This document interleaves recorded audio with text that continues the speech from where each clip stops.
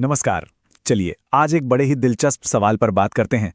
कभी सोचा है कि जिन प्राचीन ग्रंथों को हम अक्सर यूनिवर्सल नॉलेज का सोर्स मानते हैं, वो कभी-कभी इतने लोकल क्यों लगते हैं? आज हम एक ऐसी ही उलझी हुई पहेली को सुलझाने की कोशिश करेंगे जो वेदों और डायनासोर को एक साथ ले आती है। सवाल बहुत सीधा सा है। अगर ये माना जाए कि वेदों में अरबों साल पुराने ब्रह्मांड का सारा ज्ञान है, तो फिर उसमें डायनासोर का जिक्र क्यों नहीं मिलता? और देखिए, बात सिर्फ डायनासोर की ही नहीं है। जरा सोचिए, कंगारू या पोलर बेयर, ये जानवर जो साफ साफ भारत से बाहर के हैं, इनका जिक्र कहाँ है? तो चलिए देखते हैं कि हम इस पहेली को कैसे सुलझाएंगे। सबसे पहले हम इस प्रागैतिहासिक गुत्थी को थोड़ा और कुरेदेंगे। फिर एक बहुत ही जरूरी कॉन्सेप्ट की बात करेंगे, सिद्धांत और अभिव्यक्ति के बीच का फर्क। हम देखेंगे कि ये हकीकत का ब्लूप्रिंट कैसे बनता है, इसे शास्त्रों पर लागू करेंगे और फिर सीधे अपने डायनासोर वाले सवाल पर लौटकर ये समझेंगे कि वेदों में ज्ञान का असली मतलब क्या है। तो ये जो सवाल है, ये आता कहां से है? अक्सर ये आलोचना सुनने को मिलती है कि हिंदू देवी देवताओं को जब भी हम देखते हैं तो उनके साथ कौन से जानवर होते हैं? शेर, मोर, यहां तक कि एक छोटा सा चूहा भी। मतलब सारे जानवर वही हैं जो भारत में पाए जाते हैं। तो आलोचक कहते हैं कि भाई ये तो साफ है, ये कहानियां तो यहीं की उपज है, इंसानी कल्पना है जो अपने आसपास के माहौल से ही बनी है। लेकिन इस सवाल का जवाब देने के लिए हमें कदम पीछे हटना होगा और एक बहुत ही कह सकते हैं बुनियादी कॉन्सेप्ट को समझना होगा। ये एक ऐसा आइडिया है कि दुनिया में लगभग हर चीज एक ही वक्त पर दो अलग अलग लेवल पर काम करती है। तो ये दो लेवल कौन से हैं? पहला है सिद्धांत और दूसरा है अभिव्यक्ति। सिद्धांत, आप इसे ऐसे समझिए कि ये एक अदृश्य यूनिवर्सल ज्ञान है, एक ऐसा नियम जो कभी नहीं बदलता, जो हर जगह लागू होता है।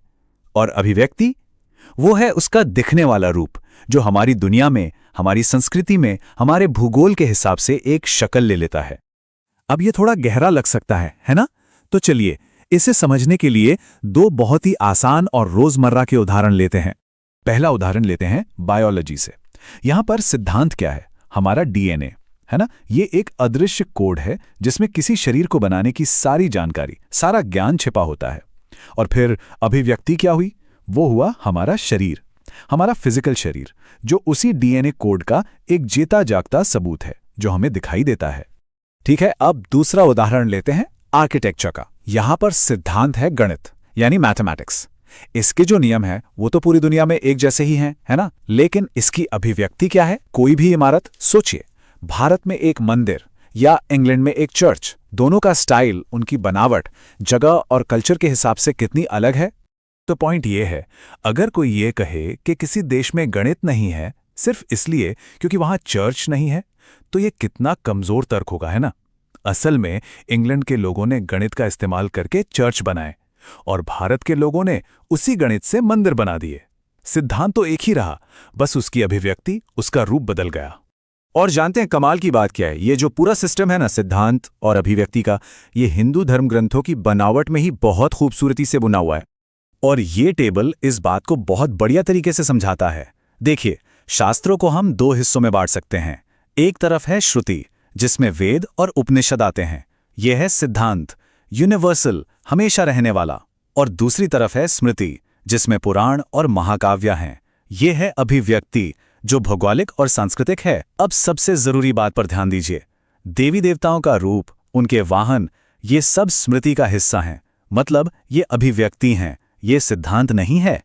तो ठीक है, अब जब हम ये कॉन्सेप्ट समझ गए हैं, तो चलिए अपनी उस पहली पहेली पर लौटते हैं और देखते हैं कि इसका जवाब क्या निकलता है।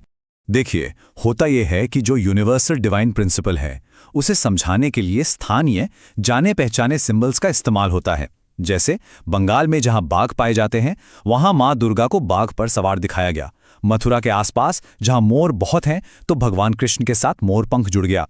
अब इसी लॉजिक से सोचिए, अगर यही वैदिक सिद्धांत ऑस्ट्रेलिया में पनपता तो क्या होता?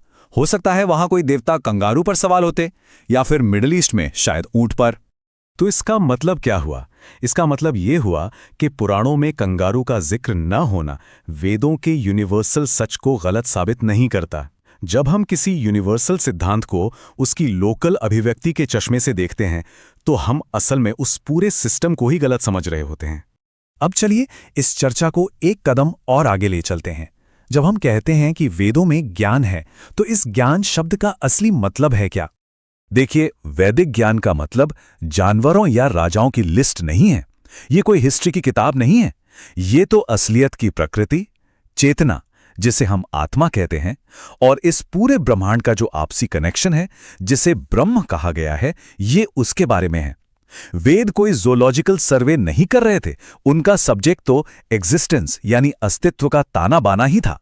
इसे समझने के लिए फिजिक्स का उदाहरण लीजिए। जब कोई फिजिसिस्ट कहता है कि फिजिक्स में पूरे ब्रह्मांड का ज्ञान है, तो क्या उसका मतलब ये होता है कि फिजिक्स की किताब में हर ग्रह, हर पत्थर का नाम लिखा है? नहीं नहीं, उसका मतलब होता है कि फिजिक्स उन बुनियादी नियमों को समझाती हैं जिन पर यह पूरा ब्रह्मांड चलता है। ठीक इसी तरह वेद उन यूनिवर्सल नियमों की बात करते हैं जो डायनासोर के अस्तित्व को भी संभव बनाते हैं, बिल्कुल वैसे ही जैसे फिजिक्स उन एटम्स की बात करती है जिनसे डायनासोर बने थे। और ये बहुत फैसिनेटिंग है कि भले ही रास्ते एकदम अलग हों, लेकिन वैदिक ज्ञान और मॉडर्न साइंस कभी-कभी एक जैसी मंजिल की तरफ इशारा करते नजर आते हैं। जैसे वेदों में एक कॉन्सेप्ट है इंद्रजाल का, जो कहता है कि पूरा ब्रह्मांड एक आपस में जुड़ा हुआ जाल है। अब इसकी तुलना आज के फिजिक्स के क्वांटम इंटेंगलमेंट से कीजिए, जो बताता है कि कैसे दो कण चाहे कितनी भी दूर हों, एक दूसरे से जुड़े रह सकते हैं। ये सच को देखने के दो अलग अलग नजरिए हैं जो एक ही गहरी हकीकत की ओर इशारा कर रहे हैं। तो आखिर में ये सवाल हमारे लिए है, हम इन प्राचीन ग्रंथों में क्या ढूंढ रहे हैं? सिर्फ तथ्यों की एक लिस्ट या एक गहरे सत्य के साथ जुड़ने का एक रास्ता? और ये सवाल सिर्फ शास्त्रों के बारे में नहीं है, ये खुद ज्ञान की प्रकृति के बारे में सोचने पर मजबूर करता है।